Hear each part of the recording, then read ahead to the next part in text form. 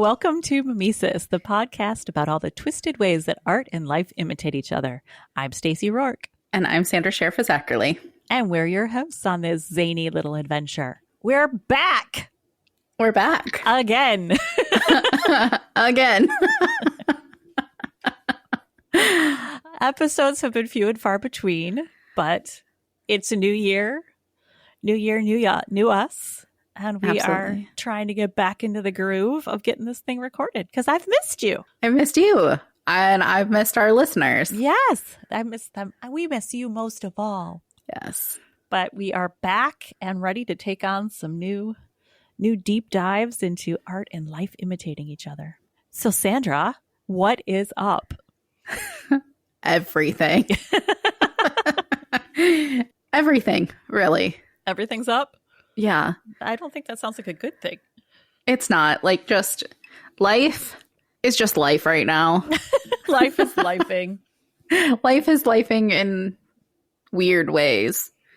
Like my little guy just got diagnosed with celiac. So that's been a big adjustment and lots of doctor's appointments, lots of testing, lots of everything. But he's doing better on his new diet. He is. He's actually growing. He isn't on the verge of diabetes. Like, it's God. There's a lot. A lot. That is a very good thing. And Yes. Emma, what's Miss Emma up to? Everything. Oh my gosh. Can she not have all the extracurricular activities? Like, girl. No, she can't. Slow down. And you can do nothing. It's okay to do nothing. No. That child doesn't do nothing. No. Marching band, bowling, winter guard. Too much. Lots. Yeah. Lots going on. And you? I have a new book coming out. Yay! I'm so excited. And that actually, perfect way for a segue, is going to be kind of what we're talking about today. Because for my upcoming book, it's called Darling Daisy. I have tackled my very first murder mystery.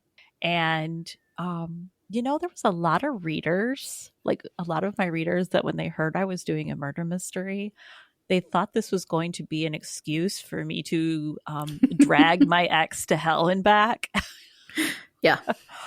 And I'm not going to lie to you guys and say I wasn't tempted, but we're not going to do that. We're going to rise above. We're going to be the bigger person here. And instead, I drew from true crime cases that I thought were incredibly interesting. So for today, we're going to talk a little bit about Darling Daisy, and we're going to talk about the true crime cases that I drew inspiration from for this book. I am so excited about this. Thank you. I'm very excited too. The whole time we were at Dragon Con and you were talking about the book, I was just like, okay, can you just put it in my lap right now? Can I just steal your laptop on our drive and just read it? Because I was still writing it when we were at Dragon Con. I wasn't done yet. No. And I will say this is, I'm trying to pull up the blurb so I can read it. Yeah. I will say that this was one of the more challenging books that I've ever written. Well, I think I drove from Dragon Con back to your house because you're like, no, I just got to go. I'm so inspired. And I was just like, oh, I want to read it. And I was really inspired. Dragon Con, holy crap. I came back from Dragon Con just pumped up and ready to go, ready to take on the world. I think Dragon Con was fun this year. I know we haven't really talked about that on the podcast yet, but it was a good Dragon Con. Yes. Guys, if you are ever in the Atlanta area around Dragon Con, or you've ever thought about going to Dragon Con, just do it.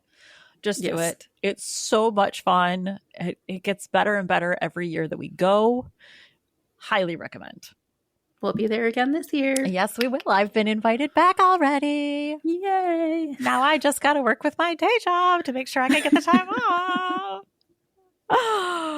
That's going to be a problem. Anyway. You're going. Yeah, I got to figure something out. So writing this book was probably one of the most difficult that I've ever done. Just because when you're doing a murder mystery, you have to make sure that everything lines up properly, and you have, lined up all the clues and the evidence and what happens here. And so it was a lot of work, but it was a lot of fun. And I really, really hope this book does well because I have so much useless information about true crimes in my head, and this would give it an actual purpose. So Yeah. that would be great. I mean, you were falling asleep to true crime podcasts. I still do. I still do. But I want to start off with reading the blurb for Darling Daisy so people can go know a little bit about the book that we're talking about today. Are you ready? I'm ready. It's easy to play the victim until they find the body. Daisy Rawlings was a YouTube star on the rise. Her quirky cooking show proved to be an internet sensation that gained her a loyal fan following. Married to her college sweetheart, her life seemed picture perfect. Until she drove her car off a bridge. Now Detective Simon Payne is on the case to piece together what happened that tragic night. As dark secrets come to light, haunting sightings of Daisy make it clear her soul has yet to rest in peace. A privileged family, a deadly betrayal, a torrid affair. Will power and influence be enough to prevent sins of the past from coming to light? Or will Darling Daisy be the latest casualty of the influential elite? Bow, bow, bow. I cannot wait. Like, I only had 20 days to wait. Yeah, it's getting close. It's getting so close. So it's coming out January 28th. Yes, it is. So 20 days. I also have, if people are interested at all, I have my Memento Mysteries for this that people can sign up for, where it runs for 4 weeks. It's a snail mail participation campaign, basically, where you get clues and case reports once a week, and it happens 4 times. And then at the end, you get the book, and basically you get to try to solve the mystery before you read it. So we can put the link to that in our show notes, and if anyone wants to sign up, by all means do it. I'm gonna say I've had a lot of fun doing all your promos for this one, and you've been knocking them out of the water. They're so pretty. I love doing them, but these ones have been like, ooh, I love this. And then I just happened to find that one for Fear of the Reaper. Yes. And that one, I was like, oh, I have to do this. I just hope you're inspired to do them for all of my books, because those are great to have.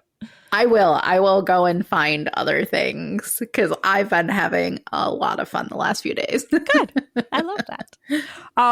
There is a chance that this is going to be a two-parter, because there are not 1, not 2, not 3, but 4 true crime cases that I worked into this. Yes. That actually I would have been ready to record earlier, but I had forgotten one of them. So this morning I woke up and I was like, oh crap, there's another case that I forgot to put in there. Yeah. So I had to research that one today. Another funny thing about this, there is one of these cases has a Sandra in it, and another one of the cases has a Stacey in it.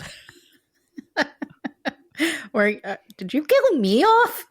The Sandra gets killed off, and the Stacey is one of the killers. So okay, thanks. I love you too. But it's just name association. Nobody hurt anybody. Okay, so are you ready to dig in? I'm ready. Okay, now do I get to know? Like, are you giving clues at all? Like, do I have to post this after the book comes out? I don't think so. I also think I said that really loud. I don't think so.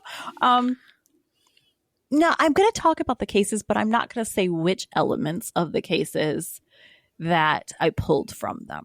And I'm not going to give all the details. We're just going to hint at some stuff. Okay, because I need to read the book before you hit me with this, because you haven't even given it to me yet. Most of the time, I get your books before they come out. I know, and I haven't gotten this time. So I don't know who's going to review this book. I hope somebody will, because as of yet, I have not arranged that. I really need to make that happen. Oops. I mean, no, because they need the mystery, the Memento Mysteries. Yes, but at the same time, I need reviews. So I don't know. I need to get that figured out, and I need to do it quick. I have 20 days. I can help you. Thank you for stressing me out. Let's get back to the podcast. I just wanted to make sure I'm not going You're to not going to get like any spoilers. Okay. No. If anything, you're going to listen to these cases and then you're going to read the book and you're going to go, oh, that's where she got that from. That's where she got that from. I hope. Okay. Okay. So the very first one we're going to talk about, we've talked about before on this podcast, and that is the Murdoch family. We talked about them when we did the Dexter New Blood episode. You remember that one? Yep. Yeah. The reason I picked that one, and I think Dexter picked this one as well, is because it's really a case where an entitled rich kid gets away with a crime. Oh, yeah. And I like think most crimes are entitled rich kids getting away from things. a lot of them are. Yeah. But that one is like a prime example of it. So the Murdoch family is from Hampton, North Carolina. And they have been in that town for centuries. The Murdoch family helped put together the laws and the everything, the town of Hampton. Yeah. They are deeply rooted in there. And there's a lot of people in the town that really respect them. So when it comes to the police, the other lawyers, the judges, they have their hands in a lot of people's pockets because of the relationships they established and the power that this family had. And there were multiple crimes that happened in this family. If you want a deep dive into it, Netflix actually has a documentary that they did on them. That's a very good one. There's a lot of information there, so check that one out. But the part of it that I drew from was Paul Murdoch, who was a high school kid, big into the party scene. And this is a kid, this family has multiple homes, multiple boats, a plethora of guns, dogs, anything. These kids could get their hands on whatever they wanted to. And he acted a fool because of it. Because when you have everything, you don't appreciate it. So what, you just like flicked your eyes to the side like Oh, I was rolling my eyes just because, like, of course, like the typical attitude of I don't give a shit. Exactly. I can just replace it. And Paul had some good friends of his that he was really close to. Paul was dating this young girl, and there was a history of emotional and physical violence towards her that she suffered. It's a very heartbreaking thing.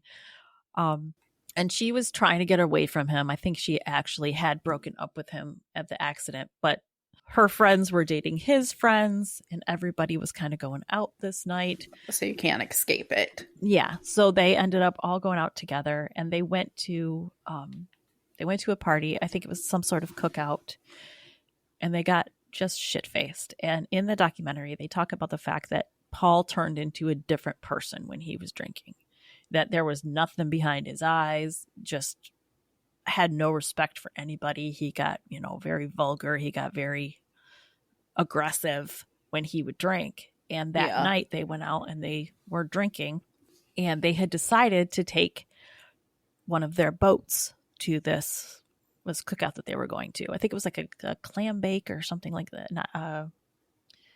It was some sort of like seafood boil thing that they were going to, Oh, okay. It was that kind of thing. And he got incredibly drunk, and his friends were trying to like say, let's call it Uber, let one of us drive, let's just leave the boat here. And he was not standing for it. Right. Some of the girls didn't want to get on the boat because they worried that there was going to be an accident. Unfortunately, they didn't listen to their intuition, and 6 teenagers got on this boat. Again, we've talked about all this before, so I'm not going to go too big of a deep dive into it. But 6 of them got onto the boat. Paul was driving very recklessly. Everyone was terrified, and they ended up hitting a bridge. All of the kids were hurt, but one girl in particular, Mallory, disappeared beneath the water and didn't resurface. And listening to these teenagers talk about that, and one of the boys that was there, one of the guys that was there was her boyfriend, who was very, very in love with this girl. And there's videos of them before they get on the boat where the two of them are on the dock together, they're talking, they're laughing, they're having a cute little moment. And you can see these are 2 kids that are very in love. Yeah. And this part of the documentary just broke my heart because he was talking about the fact that he would resurface long enough to get a breath, and then he'd dive down and look for her again, and just kept looking and kept looking. And the search and rescue team got there. Police officers got there. They were trying to get him to leave the scene. Even his parents were. And he refused to leave because he refused to leave without Mallory. And one of the things that he said was he told his parents, if she appeared right then and there, that he'd marry that girl in a heartbeat and he never let go of her again. So while there are still search and rescue teams looking for Mallory, all of the teenagers were rushed to the hospital where they were getting treatment. Paul called his grandfather. Paul's father's name is Alex Murdoch. Yeah. He called Alex's father and told him what had happened. But when he told the story, he said that one of his friends that was on the boat, Connor, was driving and not him. So right off the bat, we're already spinning a tale of lies. Right. So Alex Murdoch shows up at the hospital. Now remember, he's a lawyer. So he's trying to get into these rooms where these kids are, and he's trying to say that he's representing them. He goes into Connor's room and he's telling him, I'm going to take care of you. We've got you. But as he's telling Connor he's going to take care of him, he's also trying to spin the story for the other kids, coaxing them to say Connor was driving. Yeah. Which he wasn't. And some of the girls, especially Paul's girlfriend, who, another thing, earlier that night, Paul, one of the things that got all the kids on the boat, I forgot to tag this in there, is that Paul had slapped his ex-girlfriend in front of everybody. So things were escalating to that point where everyone... He slapped his ex-girlfriend. Mallory? Yeah, not Mallory. His own ex-girlfriend. Mallory's the girl that ended up dead. His own, and I'm sorry, I don't have her name in front of me, but I thought you said that Mallory and Paul had dated. No. Mallory and Paul were not a couple. Mallory's boyfriend was there, and they were very sweet, and he was friends with Paul. But Mallory I thought you said the abusive relationship was between them. No. Mallory was dating another guy, but Paul had slapped his ex-girlfriend that night, and that had escalated it to where everyone was like, we just want to get on the boat. We want to get out of here. We want to go home. This night is turning south. So Mallory ends up missing. They get to the hospital. Alex is trying to get Connor to take the blame for the boat accident. Some of the other kids they're not going along with his bullshit. They're saying no, like some of them are saying, get him out of my room. I don't want to talk to him. But it created enough confusion in the police officers that they never really knew who was driving. Was Paul driving? Was Connor driving? So it was all part of Alex covering up what Paul had done. Yeah. And that was the point. Dexter Newblood used a similar story. I tied a little bit of that in too, because it's that entitled rich kid stereotype that we went for. And there's a lot more to the Murtaugh case. Sorry, I have to get a drink. There's a whole bunch more to it. Paul Murdaugh ends up killed. Alex ends up in jail for it. But none of that plays into Darling Daisy. Just the boat accident does. So if you want to hear more about the Murdaugh case, you can listen to our Dexter Newblood episode, or you can find the Netflix documentary, and you can watch a little bit more about that. Okay, the next one, and this is the case that this one is still very, very fresh and up in the air. And this one is the case, I'm sure a lot of people have seen it playing out online, of Micah Miller. Have you heard about this one? Maybe. Oh, this case is so sad. She was a pastor's wife. Okay. Who was found dead of an alleged self-inflicted gunshot wound. Yeah. But from the beginning, rumors really swirled about her husband, John Paul Miller. And there was people that thought... A lot. Yeah. And that is like still... instantly. Yeah. And there's still speculation, and it's still under investigation. So we could have a follow-up to this before too long. But digging into the case, it's so tragic, because even if John Paul didn't have, like, if he's not the one that pulled the trigger the day that she passed, if he didn't have anything to do with it at all, he still played a part in her death. Yes. Because this girl, he was a married man when he first met Micah. She was 14 years old. He was a married man with kids, and Micah was the babysitter for his children.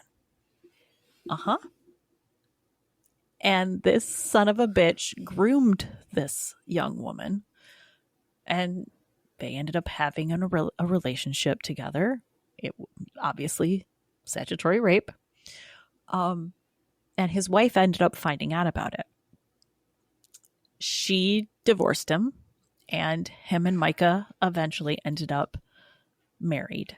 So JP Miller, Pastor JP Miller, his wife's name was Allie, and she found out. She left him.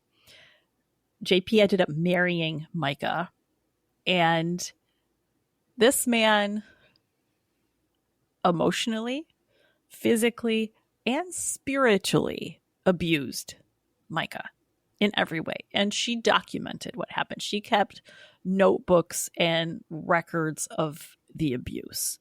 So there's an insight into how he treated her, and it was just atrocious. I mean, cruel. This was a cruel man. That's horrible. It was. And she did end up filing for divorce and leaving him. But as we know, doing these true crime cases, sometimes pulling away like that is what sends these guys over the edge. Oh, absolutely. And he went nuts. He cut her tires. He put a tracker on her car. He would show up places and scream at her. And she has, like, there were recordings that she got with her phone of him finding her places and screaming at her. She filed police reports over some of this, but never felt like she was really getting any resolution, because a lot of these times the police will tell you until he actually does something, there's nothing we can do. Yep. And that is... I've been told that. Yeah. It's horrific. It's horrific. Once things like that start happening, it could already be too late. Yep. And I really think that, like I said, even if he wasn't behind what happened, he was if this was just her being, I'm done, I can't do it anymore, I can't go on, he was the reason she got to that point. Yeah. She didn't feel like she had an escape for him, which there's always a way out. This is never the answer. There's always options. But there's to be that terrified, if that's the way that this ends up being, I understand it. Yeah. Like, yes, there's other things, but... And there's video of her in a pawn shop. I think it's where she got the gun. And the look on her face where she's standing there and she's crying and she just looks so defeated. So absolutely defeated. And it's heartbreaking that, yeah, you know, there's and you look to her family and how they must have seen that video and just thought, if she would have called me right then, would have called me right then, I would have dropped everything. That's what's just so tragic about this. Solid Rock Church was JP Miller's church, which he's no longer a pastor at, but no. I did borrow that name for my book. So for those of you that do read it, you'll see that little reference there. Even with her social media, Micah put out messages. She talked to police officers. She talked to her family. And she had mentioned, not to the police and to her family and friends, she had said, if anything happens to me, it's JP. JP did it. She was telling people right off the bat that, you know, this is what's going on. This is happening to me. Sorry, I don't know as much about this case, so I have to... Well, I mean, it's still an investigation. It's still... Things are coming out. Like, it's not solved. No, it's not. So, it was ruled as a suicide. but there are a lot of people that do not believe that for a lot of reasons. And the FBI in November, they did raid JP Miller's home and were looking for evidence. His lawyer painted it at this was just the FBI, looking for information so they could close the case. But on November 7th, which was very shortly after the FBI raided his house, there was a Justice for Micah, group that was together. Yeah. And he actually got arrested for assaulting one of the members of that group. Okay. So this is a guy that clearly has violent tendencies. And the same day that she died, he did a sermon talking about, her mental health. And around that time, he was talking about finding a woman of God that he could fall in love with. And he's saying all this stuff in front of his church. And then for her to go, for her to be found dead in the middle of this, a lot of people were looking at this and going, something's not right here. Right. And there's a lot to be said for what could yet come out. It makes me think of, and we haven't covered this case, but the teenage girl who her boyfriend committed suicide and she talked him into it. Do you remember that case? Yes. They made a movie out of that. But my thought is, if her just saying those words was enough to convict her in playing a part in his death, then his abuse and stalking and, craziness that led her to feeling that much despair, he should stand charges for that as well. Because if just talking can do that, then talking and violence and making somebody feel threatened absolutely should be considered an even more severe punishment or crime, excuse me. So that one, we'll have to wait and see. Maybe we'll be able to do another episode and update that JP Miller is finally getting a bit of justice in this whole thing. Yes? Yes. I thought you looked like you were going to say something. No, so I was trying I'm not to get you to come on. Okay, so that is 2 of them. We now have 2 more to go. 2 more. 2 more. The other one is Tom Bird and Lorna Anderson Eldridge. Tom is the second pastor in a true crime case that had something to do with the death of his wife in this episode alone. I see a trend. Yeah. So Tom Bird was married to his wife, Sandra, and Lorna was married to her husband, Martin. Tom and Sandy seem to have a pretty solid marriage, but not so much because it's never what it seems. It's never what people see. No, she was a teacher, I believe even a college professor towards the end, and she took her career very seriously. She was very ambitious. Sadly, she had got a promotion shortly before her death and never got a chance to start her new job there.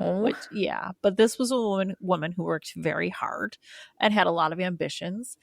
And Tom was a pastor that really, really wanted a wife who made her entire career into being a pastor's wife. I knew you were going to say that, and that just made me roll my eyes so hard. No. Yeah. Yep. So that is what he wanted. He wanted a more subservient wife. Okay. So knowing how... Oh my gosh, what was the word that you just used? Subservient? No. Dedicated to her career, how passionate. Ambitious? Yeah, how ambitious she was. Why even date her in the first place? Why do Why people think that they can change people? You can't. You can't. Whoever they are, that's who they are. Take it or leave it. Simple as that. Yeah. Like, be authentically you. And if you don't like who that authentic person is, move on. Yeah. I'm not a 1950s housewife, and I never will be. No. Don't try and fit me into that. I am fiercely independent, and that's just who I am. And I'm not going to fit into anybody else's cookie cutter role. Sorry. No. And the person And I mean, our loves you situations have made us have to be like that. Yeah. Oh, I've been seeing those things lately that, like, you know, I want to be in my soft girl era. And I'm like, I don't even know if I could anymore. No. Like, you've made that comment to me. Like, be soft. And I'm like, I can't. I can't do that. Can't. No. So the way that the two of them were looking at it, he felt her job was getting in the way of their relationship. And Sandra had told her friends around that time that she felt that her husband didn't love her anymore, which is really sad. So here's the thing that's just so stupid to me. He felt like her job was getting in the way. I literally just thought you put a toothbrush in your mouth. And I was like, what a weird time to brush your teeth. She put a pen in her mouth. I'm taking notes. Oral hygiene is important, but why the fuck are you brushing your teeth right now? I love that you thought the blue Sharpie was a toothbrush. A toothbrush. I did. So he's pissed off that she's spending too much time at work. So how does he handle this? Does he like try to plan more date nights? Does he try to do this? No. He joins a couple sports teams through the church that take up even more of his time. So they're spending even less time together. That's his fault. Yeah. So on these sports teams, he meets Lorna and her husband, Martin, and they start to become friends. Swingers? Unfortunately, no. Only one of them was. Lorna was not happy in her marriage. She actually had asked some of her girlfriends, like they were, you know, out hanging out, and she was like, do you know of anybody that would like kill my husband if I paid him? And her friends were like, no. And, you know, she's like, oh, haha, yeah, I mean, I'm just kidding. But, like, she said that to people. And I just I don't understand, like, how do you jokingly say that? How do you... I mean, I don't think she was joking, but how do you... I don't think she was joking either. Yeah. How do you work that into a conversation? That's, like... No, I'd run away. Yeah. Like, you asked me that question, I'm going, no. That dude's gonna end up dead. Yeah.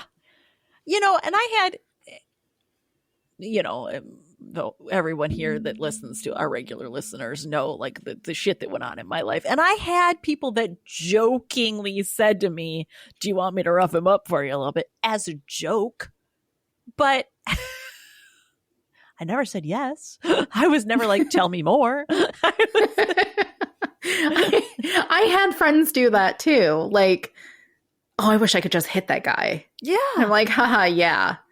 But it never was like they never had the opportunity. They never would have like been in the same place. Like this is like right. It's just something you say when you're like, oh my God, I could kill him. You're kidding. You're kidding. You don't mean it like seriously. But legit to ask, like, do you know anybody who I can pay? That's legit asking. Yeah.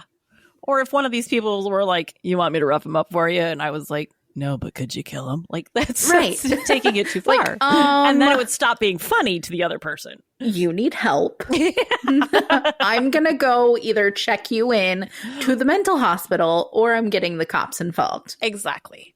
But that's not what happened. So she had actually talked to a lawyer about separating from Martin. She did make claims that Martin was abusive towards her. There is no proof of that. Unlike Micah, who recorded this stuff, Yeah. Lorna didn't. So there is no documentation of that. There's nothing more than her saying that. Yeah. Like no hospital visits, Right. no. So we don't know for sure if that happened or not. But Martin was able to talk her into staying with him. And part of the stipulation of her staying was she wanted to get a job. Now remember, she's already met Tom Bird. They were on the sports teams together. And lo and behold, she took a job at the church working right along with Tom Bird. Okay.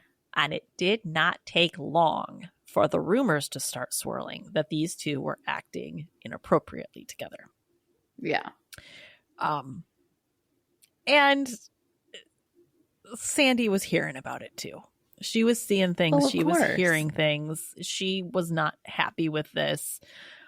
The rumors were flying everywhere. So within a month or two of her working there, the two of them were tight. According to Lorna, he had told her that she was not what he needed in a wife, but he could make her what he needed. I wish everybody could see your face right now because your eyes just bulged from the sockets. Can you imagine a guy saying that to you when you're like into him and he's like, you're not what I need, but I think I can mold you into something. Wait, okay. I had a dude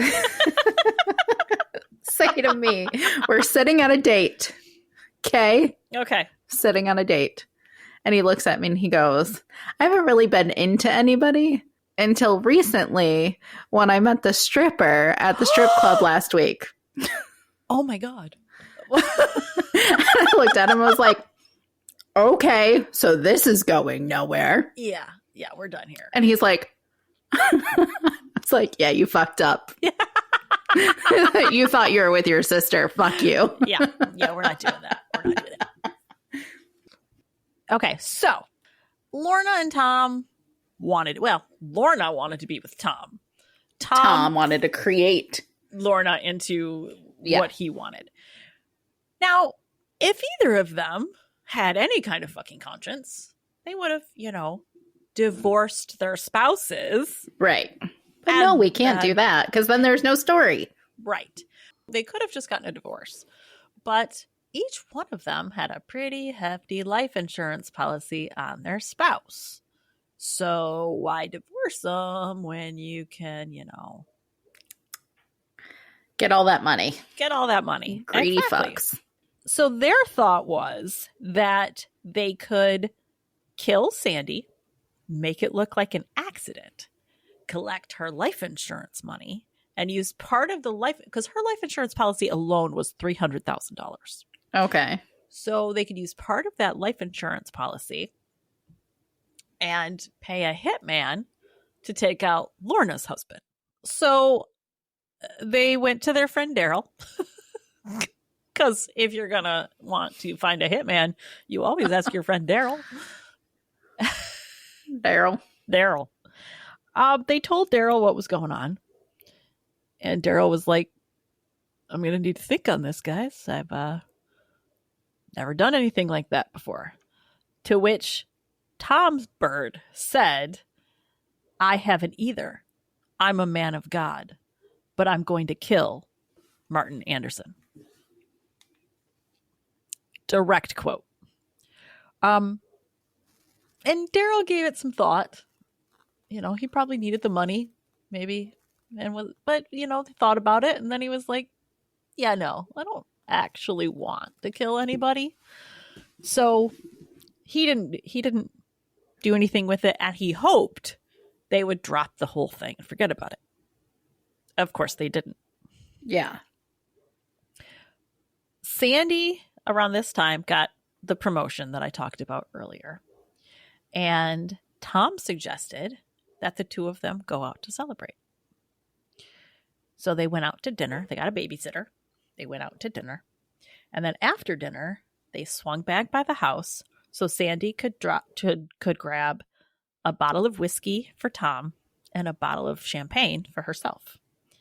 And then they went back to his office at the church where Tom said they went back to his office at the church where he said that they had a couple of drinks. Now keep this in mind. He asked her out on a date. They went out to dinner. This husband and wife, they went out to dinner together. They went home, told the sitter they'd be back in an hour, grabbed some booze, went to his office, had a couple drinks. Tom then said they parted ways because Sandy was going to go to her office and work on some things. And he was going to go for a run and think about his sermon the next day. Now, I work out like a motherfucker. If I've had dinner and a couple drinks, I'm not going for a run. If I've had dinner, I'm going for a couple drinks, I've had a couple drinks and it's nighttime, I'm not going for a run. No. Who goes for a run with a full belly and a couple drinks in you? You're gonna puke. Yeah. But if it's dinner, maybe. Yeah. The drinks, no. And you just had a date night. Yeah. You're not having some time together afterwards. You're not doing, well, he's having an affair, so of course they're not. He went for the jog. He said he changed his clothes, went for a jog, came back, and Sandy was supposed to pick him up, and they were supposed to go home. She didn't come back. He couldn't get a hold of her. So he said he went around town looking for her. Bunny ears, looking for her. Couldn't find her, so he went home to relieve the babysitter. Soon after that, Sandy's body was discovered by police officers where her car had gone off a bridge. If you've seen the cover of Darling Daisy, you know there's a car in the water on there. Her car didn't go into the water. It crashed next to it. But her body was found in the water. And the officer that pulled up on the scene, there were some things about that scene that right off the bat struck him as odd. First of all, for her to crash through the bridge the way that she had, it looked like she had missed two curves and drove straight without hitting the brakes or anything. So, okay. Like a medical emergency or something? It would have to be, because if you're going off a bridge and you didn't even have time to hit the brakes for a second, there had to be some reason. So her body was thrown from the car. She was in the water, but there was no skid marks on the bridge. So she didn't hit the brakes, but some of her blood was on the bridge. Okay. Yeah. If she was in a car accident and her body was below the bridge, why was there blood on the bridge? Yeah. Because she was in the car. It doesn't really make it possible on the bridge. Right. Now, the cause of death was ruled an accident, but it didn't take long before people started suspecting things, because in addition to the blood being on the bridge, the driver's seat, Sandy was only 5'1", and the driver's seat was all the way back. Her husband was a tall man. You're short. I'm short. If Scott was the last one in the car before me, I can't reach the pedals. Oh, no. Absolutely not. I'd have to sit at the very tippy, top of the seat. Just to even reach. Just to reach. And I'm eh. You wouldn't be able to drive like that. No, I can back the car up a pinch doing that. Right. But that I can't drive like that. Exactly. So there's something to there. So there's the little bit of suspicion that's going on there, but it was ruled a accident. So for a moment, let's put a pin in that one. On November 4th, Lorna and Martin were driving with their kids in the car. And Lorna was the one driving the car, and she started saying she wasn't feeling well. So she pulled over to the side of the road. She's like, I'm going to get sick. and she went into the grass where she bunny ears, vomited. And then she was coming back to the car and she told Martin, I dropped the keys somewhere out here. I can't find them. Would you come help me look for the keys? So he got out of the car and came to help her look. Now, keep in mind, their children are in the car. Their children can see what's happening. A man in a ski mask appeared out of nowhere, demanded Martin's wallet, shot him 3 times, took his wallet, and ran off. Oh my goodness. Mm-hmm. If it was a robber, they would have stolen the car as well. Yeah, they would have taken her shit too. Yeah. Well, it didn't take long for people, because again, they were not sly with their affair. So it didn't take long for people to start realizing that these 2 people that were having an affair, weird, both of their spouses died close to each other. Yeah.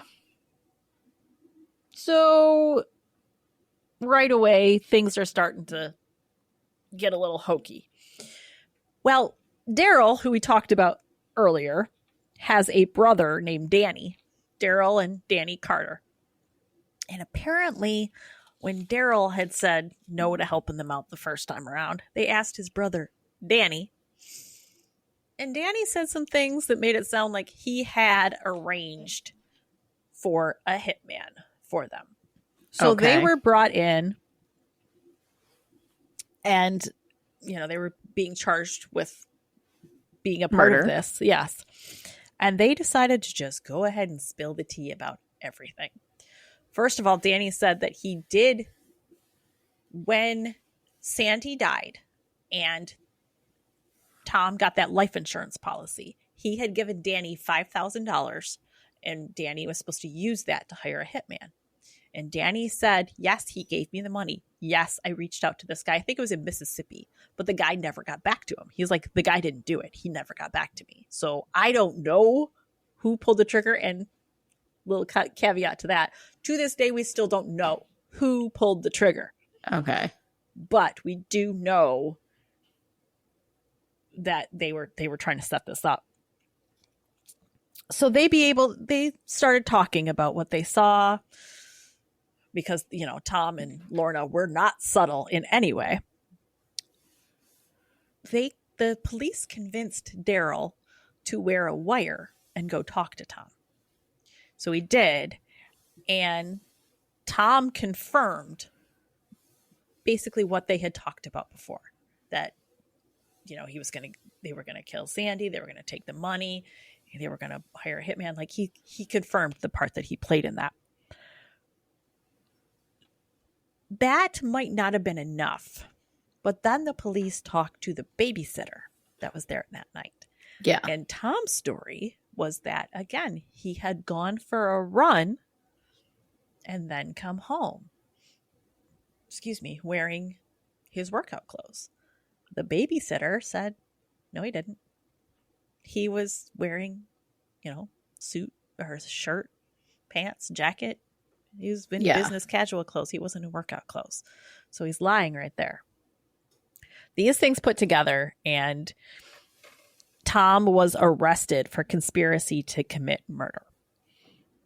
He was found guilty, but again, this was just conspiracy to commit murder. So he only got 2 to 5 years at that point. Basically a slap on the wrist. But at this same time, they're again suspicious about the fact that Sandy and Martin had died so close together.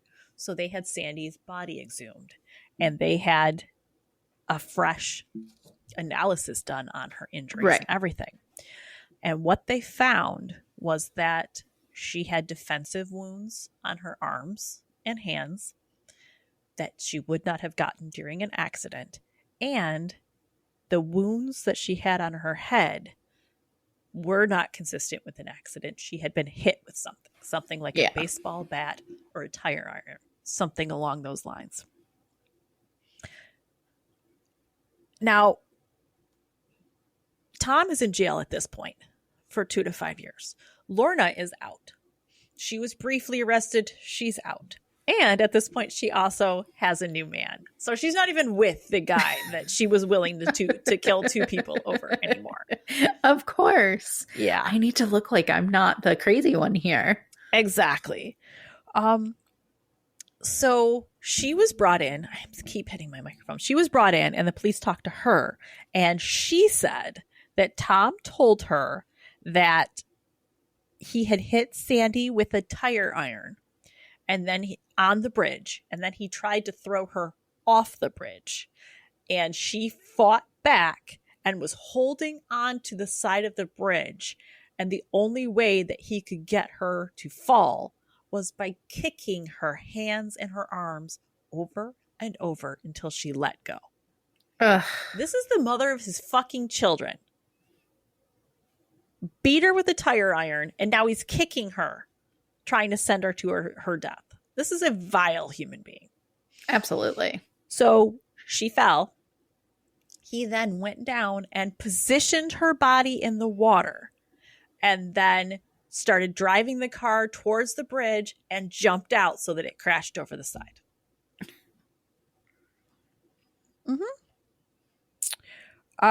This guy's just the worst. A grand jury tried him for Sandy's murder, and he was convicted to life in prison. Good. Lorna took a deal and got 20 years for naming Tom as the shooter, but he was acquitted of that. So we still don't know who actually pulled the trigger. So she got 20 years. He got life. Possibly could have been the one who shot. He could have. She said he was the shooter. He says he's not. He was acquitted for it, so there must have been adequate or lack of evidence because of the fact that they did play a key. There was money passed. They were looking for a hitman.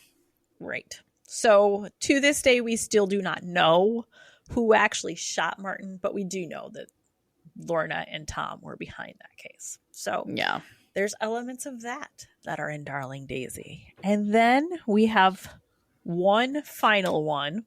And yes, this is turning into a long episode, but I think that's okay. That's okay. We have some we can pull out. Yeah. So the last one, and this is the one that I nearly forgot about, but it's worked in there too. In this case, I find this case so twisted and yet creepy and fascinating. There's a woman by the name of Stacey Castor. Stacey reference. Hi. We don't claim her. Stacey's do not claim this one.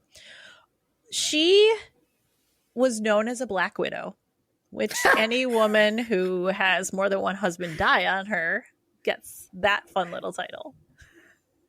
Can I say it? Go ahead. My mother. Yeah. Your mother is also a Black Widow. Anyway. Twice over. Stacey Castor was known as a Black Widow because 2 of her husbands, well, the only 2 husbands she had, passed away on her. The first one was ruled as a heart attack. The second one seemingly committed suicide by poisoning himself with antifreeze. Poisoning himself? Yeah. Mm-hmm. Okay. Poisoned himself with antifreeze. Now, the first death, the heart attack, he had been sick for a while, but in ways that his daughters, he had one daughter for sure, Ashley, and Bree, I think, was her second husband's daughter. I'm not sure about that, but Ashley remembered her dad and his health at the end to where she said he didn't have any energy. He would sit up and projectile vomit and then pass back out.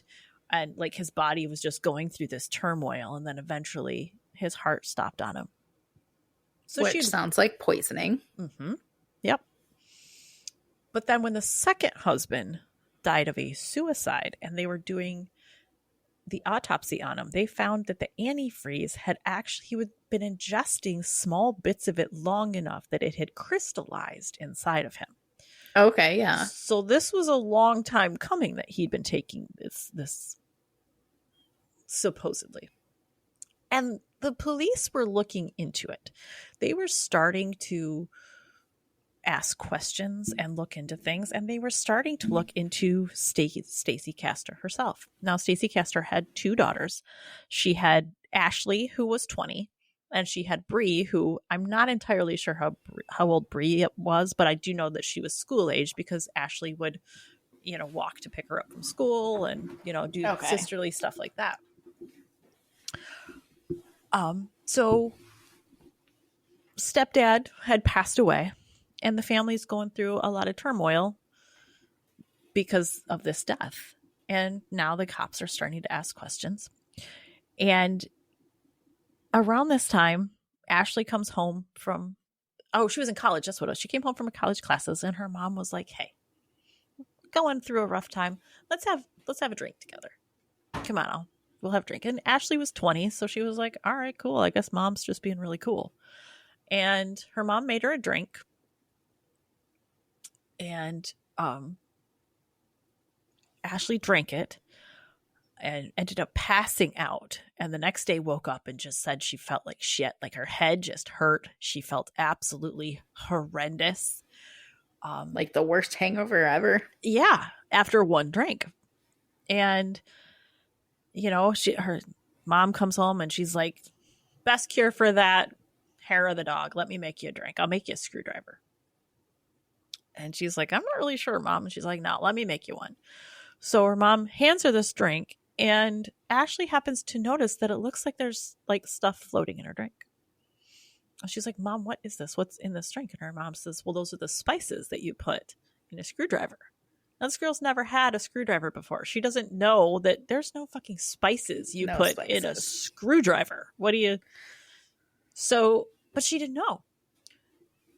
She took one drink of it and she said it was just disgusting. She was like, this is gross. I'm not drinking this. So her mom was like, I know a trick for this. I learned this in my bar days. You put a straw in it. You don't let it touch your thumb or your thumb. You don't let it touch your tongue, and you drink it fast.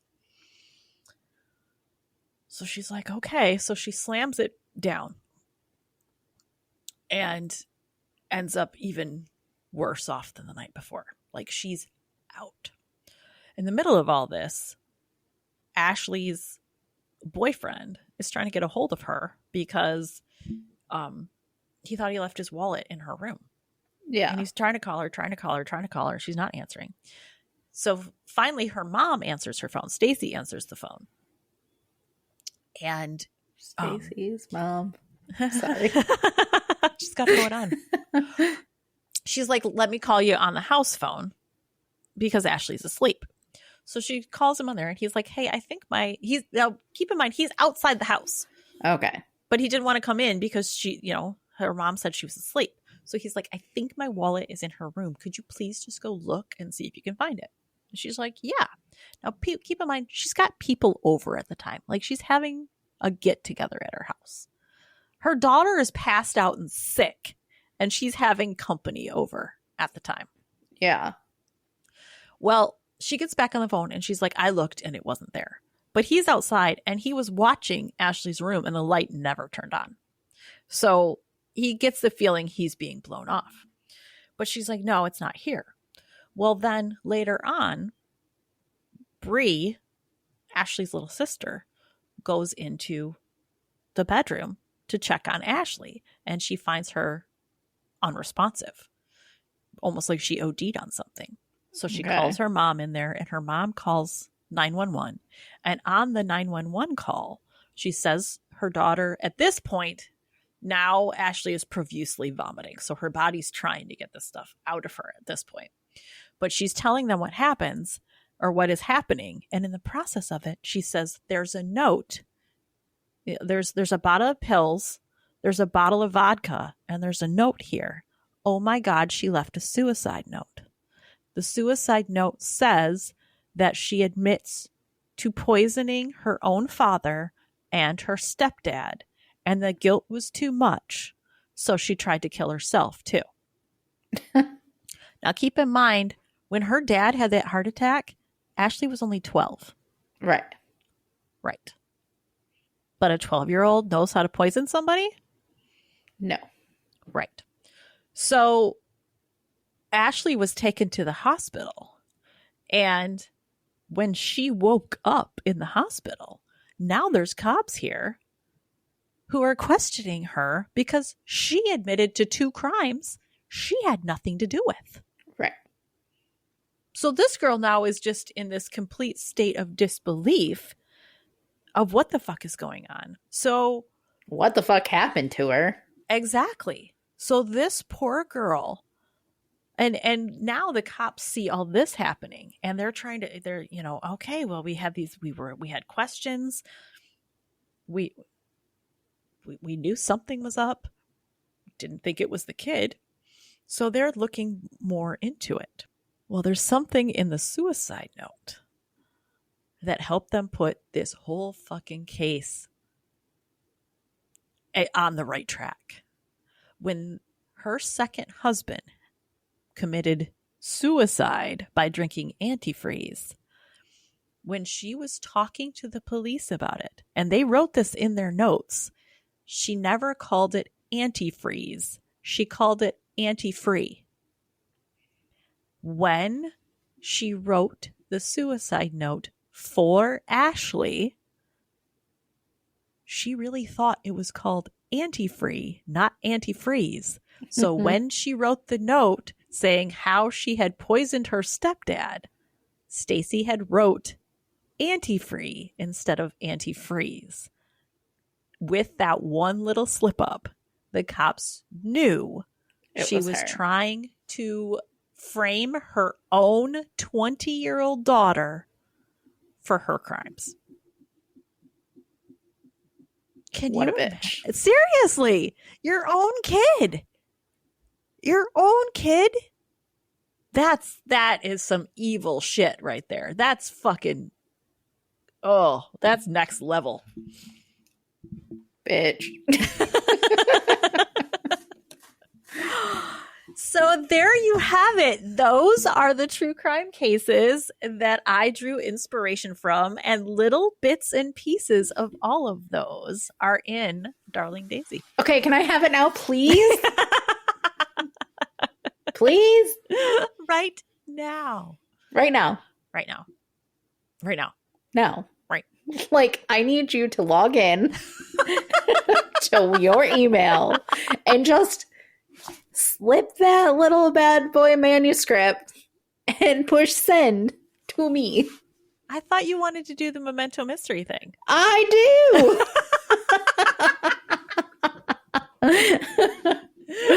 I need you to just send me all 4 of them right now. I could actually do that.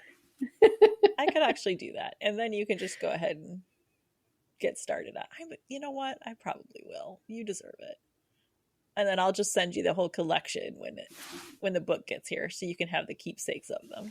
You're so spoiled. Oh my God. I know. I love it. You're the best aunt ever. Other than editors and formatters, nobody else has looked at. So yeah, I will absolutely get in my emails and I will send those things to you and you can start reading. But then you have to send me your, you know what I want. You know that when you're reading the shit and there's anything that jumps out at you that you like, that made you laugh, that made you gasp, that made you have any kind of emotion, you have to tell me as you reach those points. I know. And to all of my listeners and my readers, I love that shit. So listen, absolutely, if you're reading one of my books and something makes you feel any kind of strong emotion, I love to hear that. Just tell me. Especially in the moment. Yes. And then you go further and then you're like, oh my God. And then you go further and you're like, Uh-huh. Or I fucking hate you. Yeah. I love you, but I fucking hate you. I've gotten that many times from you. I've also gotten you, bitch. Yes. You also have gotten, well, I didn't expect to cry today. Uh-huh. Mm-hmm. Yeah. And there's some moments. There's one moment in particular, and I will be very honest, when I remembered writing it, I remembered sobbing when I wrote it. But I think all right, I'm just going to say it. There is one line in the book. And I'm not going to say what it is, But there's one line in the book that Daisy's husband says something to her that my ex actually said to me in the heat of us separating. And it was such a cruel thing to say. And I put it in the book. And when I wrote it in the book, I forgot that I'd put it in there. And when I read that part again, it hit me in the gut all over again. And it just made me sit back and look at it and go, good God, that was just so fucking cruel. It was so cruel. Mm-hmm. So there's a few elements, you know, my divorce isn't the star of this book, but my own emotions obviously come in there. And there's going to be moments like that they're going to hit, and they're going to hit hard. And there's some stuff that is pretty deep content, but I hope I've done it well enough that I keep everybody engaged from cover to cover. So I'm sure you have. I devour your books like crazy. Thank you. Well, I look forward to hearing what you and everybody else thinks about this one. So I hope I talked it up enough that you all want to check it out. Now, ma'am, we're trying to get back into a habit here. Have you even thought about a case or something you want to look into? No, I haven't. I'm going to be so honest. No. This week alone, I've had 3 PTO meetings back to back. Like today is number 1. Tomorrow I have one. And then the next day. No, sorry. Yesterday was number 1. Tomorrow, I don't even know if I'm going to make it because Emma has bowling. And it's her last match for the season. Potentially. Until they hit states. Because they're going to states. Of course they are. Of course they are. Because they're good. Yeah. They were in the newspaper yesterday. Oh, that's fun. So somebody texted me because they know I don't live in district. I bus them. And they're like, do you want me to send this paper to school with my kids so your daughter can have it? And I was like, yes, please. Aw, that's sweet. But they won the tournament last week. Good for them. And came in first place. So that's awesome. They're doing good. I have to brag on Madeline for a minute, my youngest. So we know she's gotten big into theater. Yes, like super big this year. And I love it. She's doing so good. Well, she's part of this troupe that's they're going to perform in a Tampa convention. There's a big thespian conference, and the troupe is going over there. That's awesome. She was going as part of the backstage crew. Yeah. Because she hadn't got a part when they were first casting. Well, they came back from Christmas break and they found out that one of the members of the cast had moved away over break and was just gone. And then there's another girl who she broke her jaw last semester and has to have surgery on it. So she's out too. So the theater director pulled Madeline aside and specifically asked her if she wanted to join the cast for the troupe that is performing at the convention in Tampa. And Madeline, of course, accepted it. So now she's going to be in, it's a Peter and Wendy, I think it's a 1 act that she's going to be in there. She was telling me about this. And then the spring musical auditions. Tomorrow's their first meeting and she's going to audition for that. So she might be doing like back-to-back performances here. Yay. I'm so proud of her. I know. I am too. She got a new haircut. She got her braces off and she just became like this confident little beacon of energy. I love her. Yeah.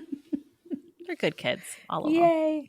Okay, so you'll have to tell me when the musical is because then maybe I can sneak down and watch her. Yeah, absolutely. You don't have to sneak. Just come on out. We'll let you sit down in the theater. You don't have to like hide in the background or anything. I need to sneak away from my house. That's what I mean. That's fair. Yes, absolutely. All right. Well, I'm going to start thinking about the next episode that I want to do because I want to get us back to recording more regularly. Yes. I'll have something. I just need a second to like be in front of my computer that I'm not working on PTO flyers and PTO brain. That true crime case that you sent me the link to the other day. Dude, that one was crazy. Yeah. And I know it's not based on a movie or anything, but if we could find like some sort of movie that even remotely compares to that, because that shit is crazy. Yeah, like they'll turn that one into a movie, Yeah. I feel like, which is so unfortunate. Like, I have to say, with all of these cases, with everything, it is unfortunate that these things happen. People suck.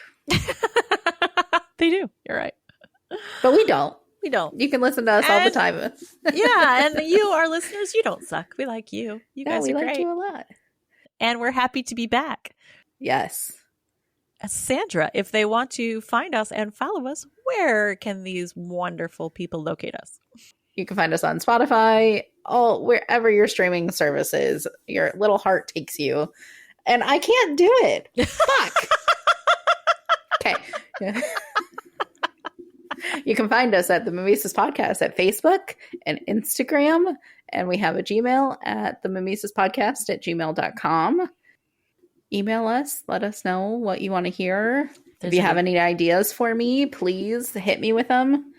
I think I might look into the one we were talking about, the girl that pressured her boyfriend into committing suicide. I think I might compare that case to the movie made on it, which starred, I think it's Elle Fanning, Dakota Fanning's sister. Oh, okay. Who is so talented. Oh, I love her. Yeah, did you see her in The Great with Nicholas Hoult? No. She was fantastic in that. That was just I'll have to watch it. Yeah, it's very funny. Absolutely check that one out. Yeah. All right. Well, I think that's about it for today. I think so. Until next time. Bye.